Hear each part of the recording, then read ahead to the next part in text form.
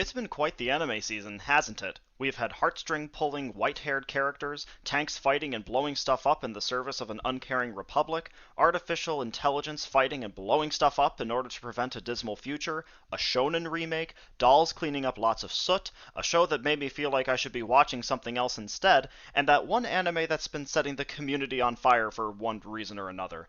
In layman's terms, this season has had no shortage of energy. Super Cub is one of those shows from the 2021 season that reminds us that not every anime needs to have high-flying action, passionate romance, or is about being transported to another world. You can, in fact, have your story thoroughly grounded in reality and draw an audience. Whether it ends up being good or not remains to be seen, of course. Regardless, one thing is certain. The term cub is going to be imprinted into your brain forever, because even though everyone makes jokes about the series being a 12-episode advertisement for Honda Super Cubs, it more or less does kind of function as one. The story concerns Koguma, a girl who lives by herself since she has no parents. Because of the small amount of money the Japanese government gives her to take care of herself, she doesn't own anything that truly belongs to her.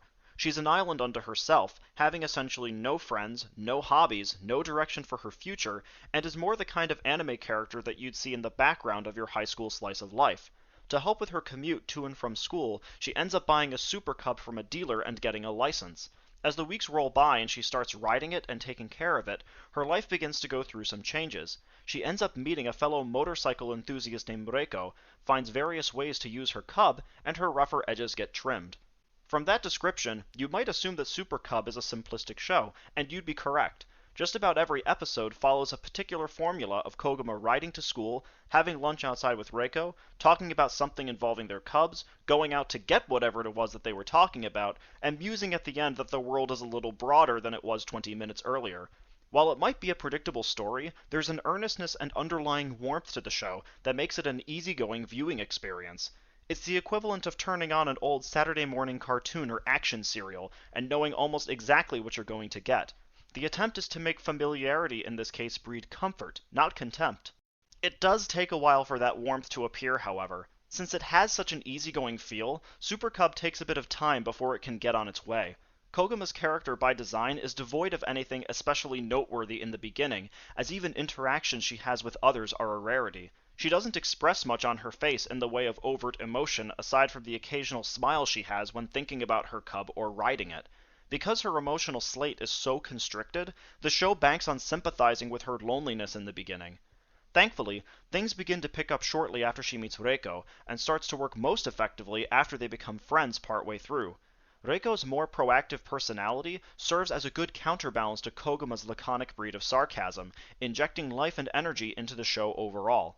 Reiko is essentially a walking encyclopedia about motorcycles and accessories, to the point where I have to wonder if she would grow up to have her own mechanic shop. As she gushes and goes on and on about motorcycles, we adopt a similar role as Koguma, namely being introduced to the motorcycle lifestyle. How much did I know about motorcycles going into the show? Virtually nothing, aside from the fact that my father drives one. How much did I learn about motorcycles from the show? Virtually nothing that I remember. But her enthusiasm made me want to listen to her, even if I had no idea what Reiko was talking about. By the time the show manages to get to the middle, I found myself enjoying it a lot more than I did in its earlier episodes. Koguma grows to become more receptive to Reiko and the world around her. It's a shame though, because the world in Super Cub left me wanting. I loved the backgrounds, but a flood of drab colors permeates most of the character models, especially the chalk-white faces. It wasn't particularly nice to look at, even if thematically the drab colors make sense because of Koguma's overall outlook on her life. I suppose the side effect of this is that when things do get a little more expressive, those moments do pop, though I can't say I was much moved by it. Rather than keep a purely 2D aesthetic, the show adopts a 3D style for certain sequences involving cub riding. The animation does improve as the show goes on, but in the beginning, I found its use jarring. Throw into the mix some public domain classical music like Debussy's Clair de Lune and Vivaldi's Winter from the Four Seasons, and I was sadly left unimpressed. Be that as it may, a show like Super Cub works if you can find yourself getting endeared to the main character, and seeing her go through the process of healing and becoming an adult through exploration on and with her cub. And this is where the show left me behind. Even though it gets warmer as the episodes progress, I just couldn't get over that emotional barrier. As much as I liked the chemistry between Koguma and Reiko, or when the tritagonist Shi gets involved as well, it was Koguma who failed to make me feel much of, well, anything.